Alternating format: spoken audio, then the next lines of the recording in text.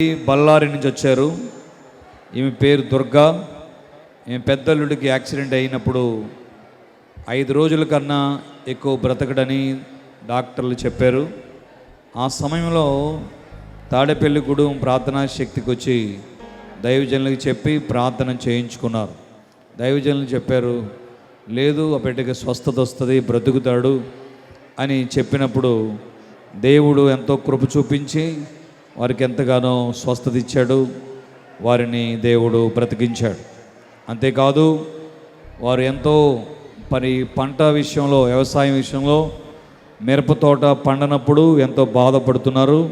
అలాంటి సమయంలో దైవజనులు చెప్పారు, మీకు మంచి జరుగుతుంది, దేవుడు మీ పంటను దీవిస్తాడు, మిమ్మల్ని ఆశీర్వదిస్తాడు దేవుడు అని చెప్పినప్పుడు ఆ రీతిగానే ఆ సంవత్సరం పంట కూడా మంచి అభివృద్ధి ఫలవంతంగా పంట పండింది.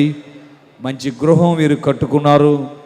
మరి దేవుడు ఎంతగానో ప్రమాదం నుండి కూడా దేవుడు తప్పించి వారిని దేవుడు ఆశీర్వదించాడు. ఈ సాక్ష్యం చెప్పడానికి వీరు బళ్ళారి నుండి ఇంత దూరం వారు వచ్చారు. ఎందుకంటే దేవుడు చేసిన కార్యాన్ని సాక్ష్యం చెప్పి దేవుడు మహింపరచాలని సదుద్దేశంతో వారు రావటం జరిగింది. దేవునికి మహిమ కలుగును గాక. ఆమేన్.